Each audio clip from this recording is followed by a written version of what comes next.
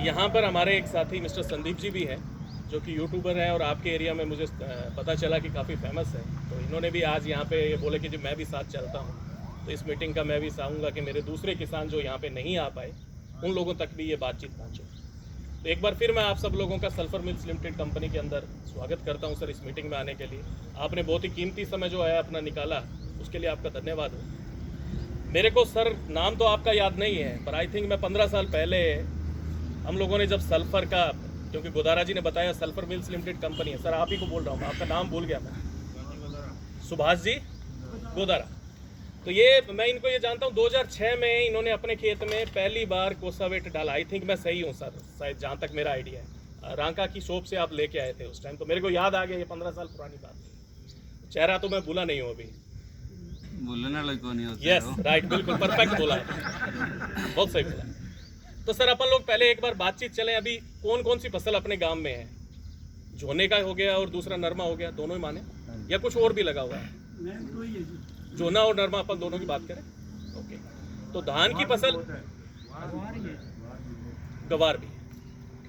तो अभी अपन लोग पहले बात एक बार धान से स्टार्ट कर लें, ठीक। तो सबसे पहले तो दो मुख्य विषय हैं जिसके ऊपर मैं आज बातचीत आप लोगों के साथ करना चाहूँगा। कुछ मैं आपसे भी जानने की कोशिश करूँगा और कुछ चीज़ें मैं आपके साथ में शेयर भी करूँगा। खाद एक बड़ा विषय है जिसके बारे में बहुत से किसान भाई हैं जो काफ़ी बहुत अच्छे से जानते भी हैं, क्योंकि बहुत लोग यहाँ पे बैठे हैं जिनका एक्सपीरियंस मेरी उम्र से भी ज़्यादा है, वो इतने पुराने टाइम से खेती कर रहे हैं। पर काफ़ी चीज़ें ऐसी है कि जो हम लोग प्रॉपर सही तरीके से, सही तकनीक के साथ प्रयोग में ना लाने के कारण हम लोग प्रॉपर उसका फ़ायदा नहीं उठा पाते, या जितना खर्चा हम लोग कर रहे हैं उसके बदले में जो मुनाफा हम लोगों को मिलना चाहिए, कहीं ना कहीं अज्ञानवश वो अपना अधूरा रह जाता है, या हम लोग उसका प्रॉपर बेनिफिट ले नहीं पाते हैं। स्टार्टिंग में करना चाहूँगा, धान की फसल के अंदर देखा जाए तो 4 मुख्य खादों की ज़रूरत धान के अंदर है, या मुख्य पोषक तत्व की बात करोगे तो 4 तत्व आएंगे। पहला इसके अंदर नाइट्रोजन आता है, दूसरा इसके अंदर आप जाओगे पोटाश की ज़रूरत होती है, तीसरे नंबर पे आप उसके बाद जाएंगे तो आपको जिंक की ज़रूरत पड़ेगी, और चौथे नंबर पे जाओगे तो आपको सल्फर की ज़रूरत पड़ेगी। आपके मन में एक विचार जरूर आया होगा कि यार डॉक्टर साहब ने फास्फोरस की बात नहीं की। एक्चुअल के अंदर क्या है कि हमारे इस एरिया के अंदर जो पहले जितनी भी फसलें लगी है उसके अंदर 2 तरीके की फसल अपने एरिया में लगाई जाती है। एक तो उसमें सरसों की खेती होती है, या दूसरी अपन लोग बात करें तो वो गेहूं की खेती होती है। यदि दिहाड़ी की बात करेंगे तो यही 2 मुख्य फसल है अपने एरिया की। और इन दोनों फसलों के अंदर आप कोई ना कोई फास्फोरस वाली आपने खाद अपने खेत में प्रयोग करते हैं। तो एग्रीकल्चर साइंस ये कहता है जी कि जितनी भी खाद आपने फास्फोरस वाली डाली है वो पूर्णतः 100% अभी तक वो प्रयोग में नहीं आई है फसल के। गेहूं की फसल 140-50 दिन की होती है, जबकि फास्फोरस बेस्ड जो भी फर्टिलाइजर है वो आपकी ज़मीन में 270 से 300 दिन तक एक्टिव रहता है एक बार डालने के बाद। तो इसीलिए मैंने यहाँ पे फास्फोरस को मुख्य 4 तत्व में शामिल नहीं किया, तो आपकी ज़मीन में अवेलेबल है वो। इसलिए बात हम यूरिया की करें तो काफ़ी किसान भाई, जनरली हम लोग फील्ड में जाते हैं, गाँव में जाते हैं, एक बार बातचीत होती है तो काफ़ी किसान भाई मुझे बताते हैं कि जी यूरिया हम लोग तो एक बार में थैला डाल देते हैं जी, गवर्नमेंट ने 5 किलो कम और कर दिया, एक बार में 1 थैला डाल देते हैं। पर आपके गांव के बारे में मैं जानना चाहूंगा कि आप लोग एक बार में कितनी यूरिया देते हैं धान के खेती? 25 किलो, बहुत बढ़िया। 25 किलो मानूं, बीघे का 25 किलो मान लूं तो एकड़ का आ गया, 1 बैग के करीब ही बनेगा, 40 किलो आ जाएगी। हाँ, अभी सही बात निकली है, थैला ही डाल दो। हाँ, बोल नहीं रहे ना, बिल्कुल सही, बहुत सही बात किया जी आपने। नहीं, इन्होंने बीघे का बोला है जी, ठीक है, बीघा भी समझ गया था, बहुत सही। क्या कारण है जी? क्योंकि कुछ किसान भाइयों ने मुझे पहले भी बताया, मैं मिला तो 1-2 किसान भाई ने तो बड़ा अच्छा एक्सक्यूज दिया जी मुझे भी, हम थैला क्यों डालते हैं। कुछ ने मुझे बोला जी क्या करें जी, हमारे हाथ से तो छिट्टा भी नहीं लगता है 1 थैले से कम का। ये भी एक्सक्यूज आया था एक मीटिंग में मेरे को, तो सही है ना जी। चलो यहाँ भी इस चीज़ से भी सहमति हो रही है। दूसरी एक चीज़ और निकल के आई, कुछ किसान भाइयों ने ये बोला जी कि 1 थैला ना डालें तब तक फसल को महसूस ही नहीं होता कि उसने 1 थैला, मतलब रंग नहीं पकड़ती है।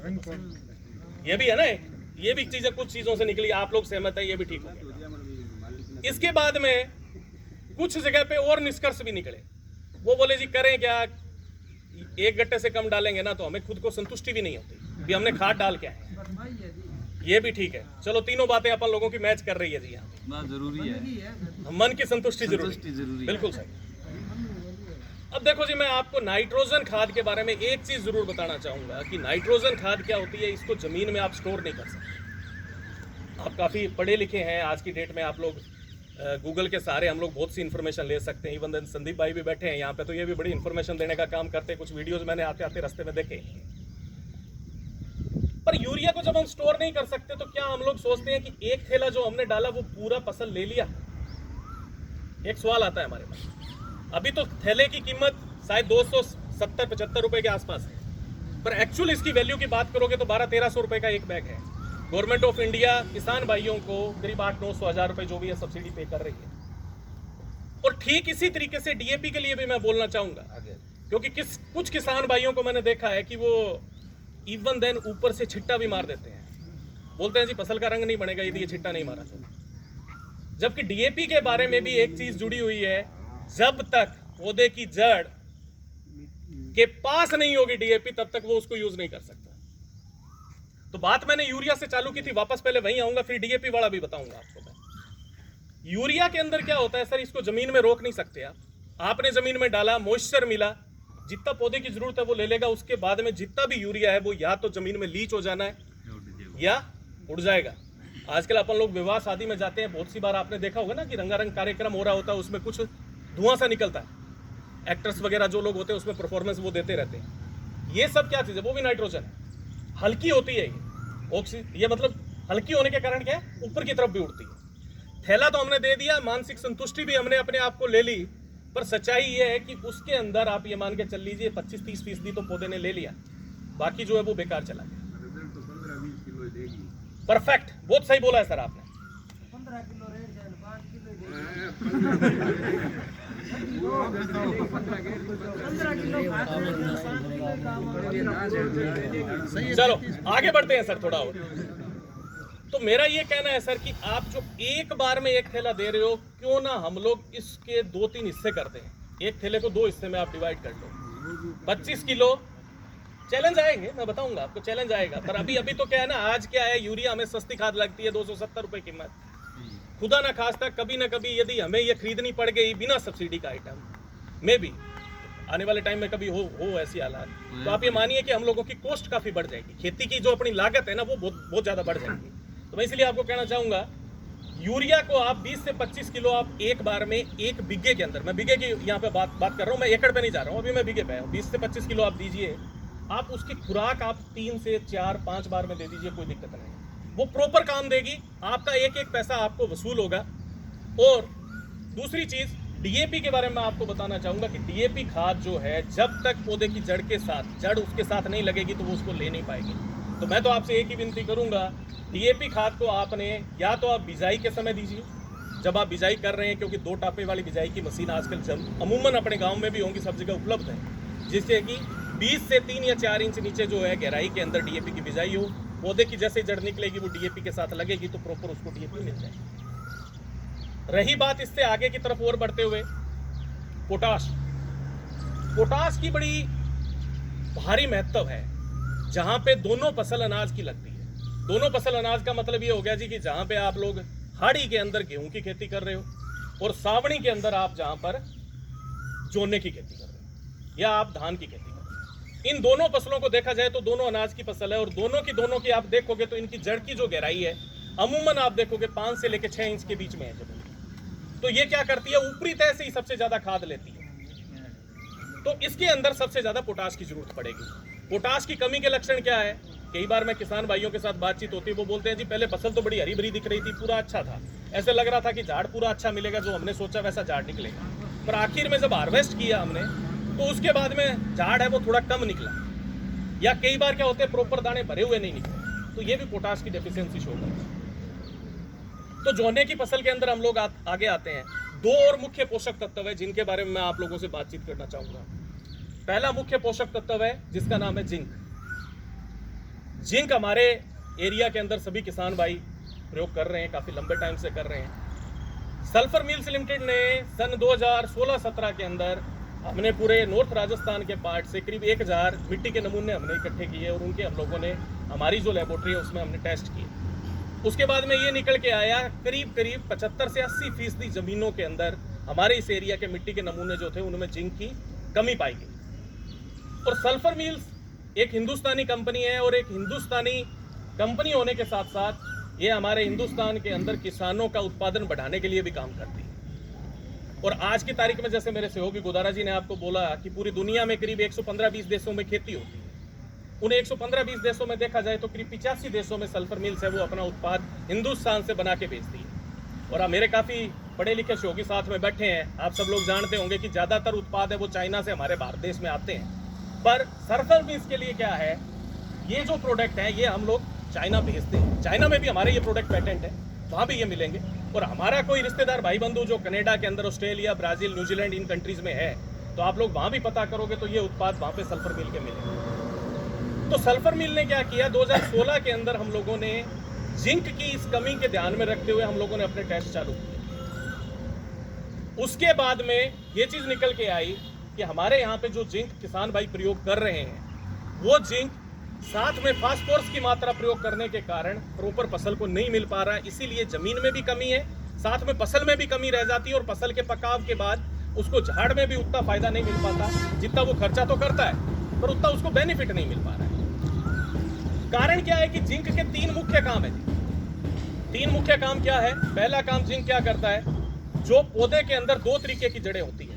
एक जड़ होती है जो सीधा जाती है गहरी जमीन में, जो कि उसको खड़ा रखने का काम करती है। दूसरी होती है बारीक जड़ें, जिनको हम लोग जनरली टर्सरी रूट बोलते हैं, यदि मैं साइंटिस्ट की लैंग्वेज की बात करूं, और हमारी भाषा में बात करें तो खुराक वाली जड़ कह सकते हैं।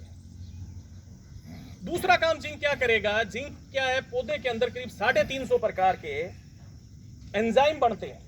350 प्रकार के जो एंजाइम होते हैं वो क्या करते हैं, पौधे के अंदर विभिन्न प्रकार की उपपच्य क्रियाओं को, या आप ये कह सकते हैं कि उसके जो भी वो भोजन या जो भी खुराक वो ले रहा है उसको पचाने का जो कार्य होता है उसको करने में सहायक होते हैं वो एंजाइम। हम लोगों के लिए भी क्या है, डॉक्टर कई बार अपन लोगों को बोलता है ना, एंजाइम की छोटी शीशी देता है। जो लोग बीमार हो जाते हैं, डॉक्टर बोलता है यार सुबह उठने के बाद ना कुल्ला करके बाहर नहीं फेंकना। ये बुजुर्ग भी बताते हैं, वो बोलते हैं अभी सुबह उठोगे तो पहले पानी पी लो एक बार।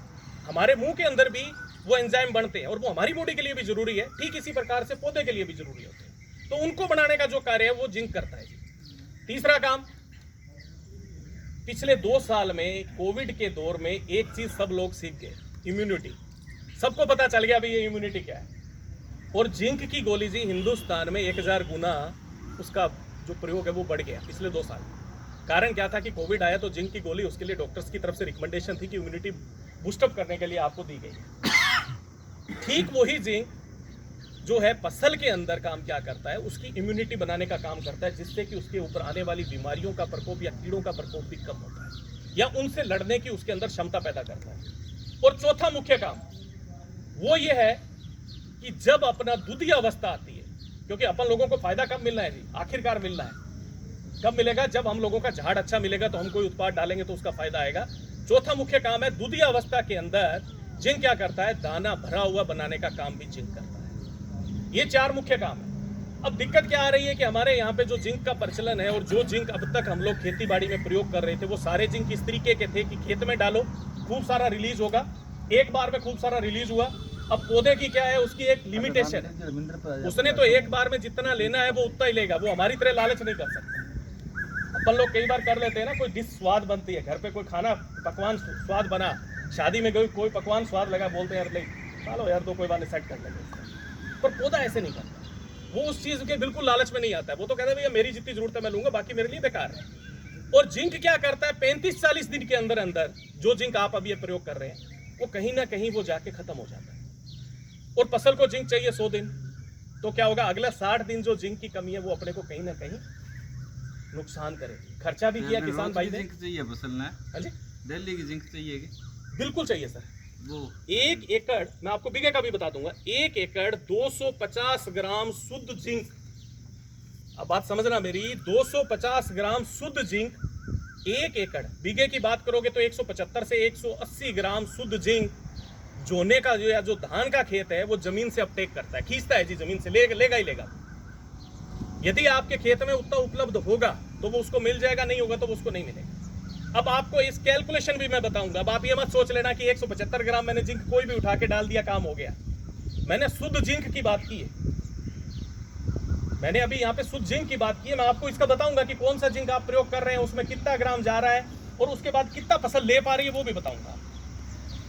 तो ये 4 मुख्य काम जिंक के हैं जी। पहला काम जड़ों का विकास हो गया, दूसरा उसके अंदर एंजाइम बनेंगे, एंजाइम ज्यादा बनेंगे तो कल्ले ज्यादा फूटेंगे, सिंपल सी बात है, जिसको हम फुटारा बोल दिया, या आप बोल दो कि उसमें प्रोडक्टिव टीलर्स ज्यादा आएंगे, हाँ बुंटा मारेगा, सीधी सी भाषा। तीसरा उसका काम इम्यूनिटी करेगा, कीड़े और बीमारियां जो आएंगी उनसे बचाव करेगा। चौथा मुख्य काम आ गया, आखिर में जब दाना बनेगा तो बढ़िया भरा हुआ और स्ट्रॉन्ग दाना बनेगा, जिससे कि अपने को झाड़ में भी बेनिफिट मिलेगा। ये 4 मुख्य काम जिंक के हैं सर। अब बात ये आती है कि क्या हम लोग जो जिंक प्रयोग कर रहे हैं वो किस तरीके का है और उसके क्या इंपैक्ट है। तो मैं आपको एक लाइव डेमोन्स्ट्रेशन मेरे सहयोगियों के साथ मैं आपको करके दिखाऊंगा, जिससे कि आपको ये क्लैरिटी आएगी कि जो जिंक अभी हम लोग प्रयोग कर रहे हैं उससे बेटर नई टेक्नोलॉजी कैसी है। या कम करो आप।